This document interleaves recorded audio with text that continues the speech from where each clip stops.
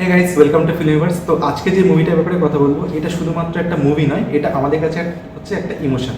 Actually এই মুভিটা না হলে আমরা এই মুভিটার যে ব্যাকগ্রাউন্ড যে স্টোরি তার ব্যাপারে হয়তো আমরা কোনোদিন জানতেই পারতাম না। মুভিটার নাম হচ্ছে ময়দান, যেটা রিসেন্টলি রিলিজ করেছে।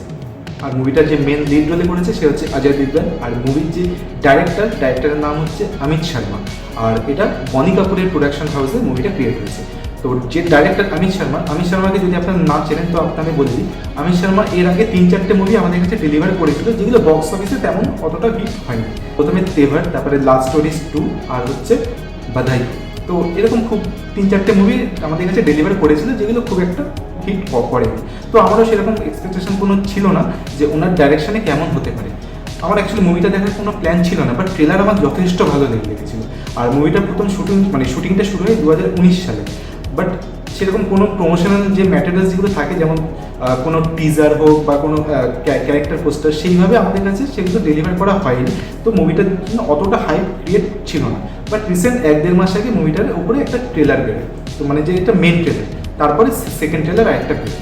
তো আমার অ্যাকচুয়ালি প্ল্যান তো ছিলই না, বাট আজকে কেন জানি না মনে হলো যে আমি একটা মুভিটা দেখি, কারণ রিসেন্ট কদিন ধরে মুভিটার উপরে রিভিউ শুনছিলাম, বেশ ভালো রিভিউ পাচ্ছিলাম।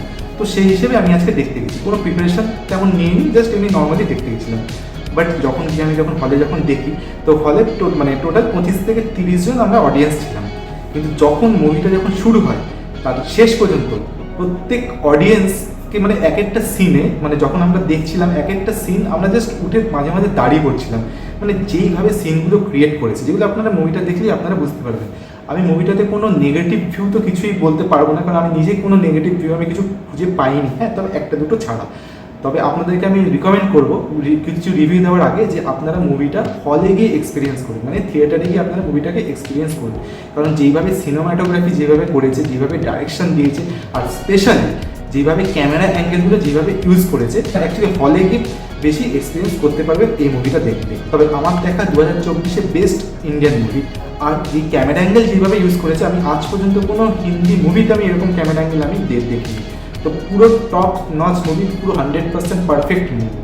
তো রিভিউ করার আগে আমি আপনাদের এই জিনিসটা বলে দিলাম। আর আরেকটা কথা আপনাদের বলতে চাই, এই মুভিটার স্টোরি অ্যাকচুয়ালি বায়োগ্রাফি হচ্ছে সৈয়দ আব্দুল রহিমের উপর। উনি ইন্ডিয়ান ফুটবল টিমের কোচ ছিলেন 1950 থেকে 1962 সাল পর্যন্ত। ওনার রোলটাই ওনার ভূমিকাটাই পালন করে অজয় দেবগন।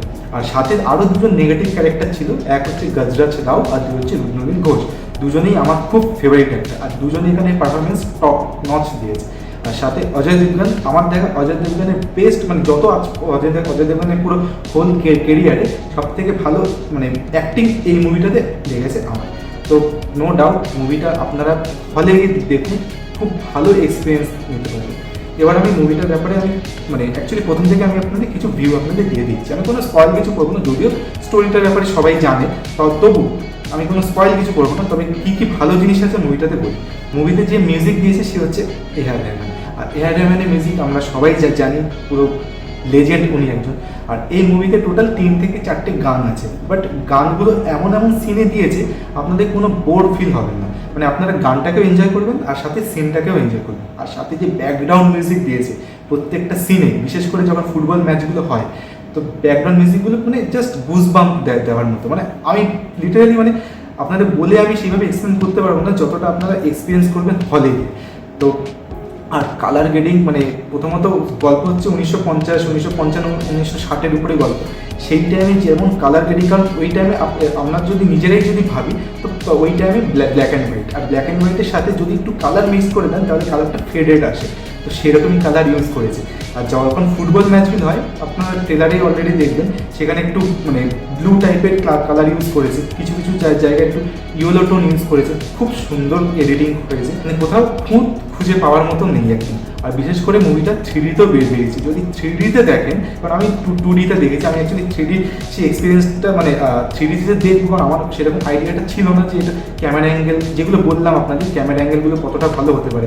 বাট দেখার পরে আপনাদেরকে এটাই বলবো, আপনারা সিনেমাটা 3Dতে দেখুন। 3Dতে আপনারা এক্সপিরিয়েন্স একদম পারফেক্ট পাবেন। 2Dতেও ভালো, বাট 3Dতে আপনারা দেখুন। যখন বিশেষ করে যখন ম্যাচগুলো হয়, অলিম্পিকে আর এশিয়ান গেমসে যখন ম্যাচগুলো হয়।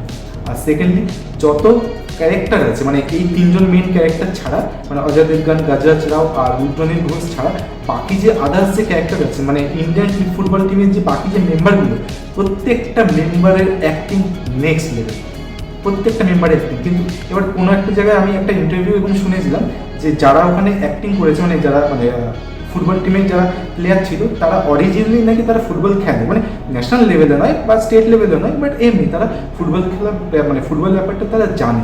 তো তাদেরকে কাস্টিং করার এটা খুব একটা পারফেক্ট ডিসিশন, কারণ তারা পুরো জিনিসটার সাথে তারা ম্যাচ করাতে পারে। আর যেইভাবে ক্যামেরা অ্যাঙ্গেল, যখন ফুটবল ম্যাচগুলো যখন দেখবেন সেই টাইমে ক্যামেরা অ্যাঙ্গেলগুলো কখনো উপরে ড্রোন থেকে, মানে আমরা যখন ড্রোনের শ্যুটগুলো যখন দেখি ওপর থেকে, সেরকম নিয়েছে, সাইড থেকে নিয়েছে, নিচ থেকে নিয়েছে, গ্রাউন্ড লেভেল থেকে, মানে ক্যামেরা পজিশনটা করেছে, কোথাও ফাস্ট ফরওয়ার্ড, কোথাও স্লো মোশন, আর সাথে যে ব্যাকগ্রাউন্ড মিউজিকটা অসাধারণ করেছে। আপনাদের আমি স্ট্রংলি রিকমেন্ড করবো মুভিটাকে আপনারা হলে দেখুন, কোনো ডিসঅ্যাপয়েন্টমেন্ট হবেন না, 3Dতে দেখুন। আর হ্যাঁ, মুভিটার টোটাল 3 ঘন্টার মুভি। এইবার আপনাদের বলি যে আমার একটা জিনিস শুধু জাস্ট ভালো লাগেনি, সেটা হচ্ছে মুভিটা প্রথমত 3 ঘন্টার মুভি।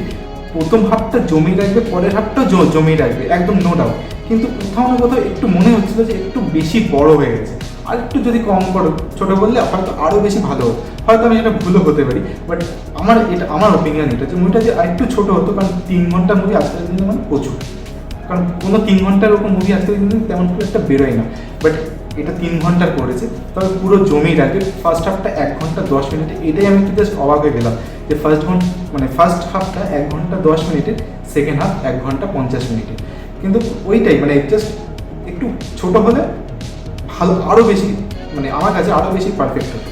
আর যখন ম্যাচগুলো যখন হচ্ছিল, যেইভাবে ক্যামেরা অ্যাঙ্গেলে, যেইভাবে মিউজিক দিয়েছে, লিটারেলি আপনাদের মনে হবে যে আপনারা খেলছেন, নয়তো আপনারা সামনে দাঁড়িয়ে ম্যাচটাকে দেখছেন, মানে কোনো মুভিতে নয়। এত সুন্দর লেগেছে, মানে জাস্ট আমি এরকম মুভি এক্সপেক্ট আমি করিনি, মানে এত সুন্দর মুভি হবে, মানে খুবই ভালো লেগেছে মুভিটা। মানে আমার দেখা, তো আগেই বললাম, আমার দেখা এই বছর মানে 2024-এর বেস্ট মুভি। তাই আপনাদেরকে আমি বারবার রিকমেন্ড করছি আপনারা হলে এই মুভিটাকে দেখুন, হলে ভালো এক্সপিরিয়েন্স নিতে পারবেন। তো আর কিছু আমি বলবো না, কারণ প্রথমত আর কিছু বলার অ্যাকচুয়ালি নেই, যা হবে পুরো আপনাদের দেখারই। তো স্ট্রংলি রিকমেন্ড আপনারা হলে গিয়ে দেখুন। আর এই ভিডিওটা যদি ভালো লাগে তো লাইক করবেন, আর মুভিটা দেখার পরে আমাকে কমেন্টস করে জানাবেন যে আপনাদের কতটা ভালো লেগেছে। আশা করি খুবই ভালো লাগবে। তো তাহলে দেখা হচ্ছে নেক্সট ভিডিওতে। Thank you so much for watching.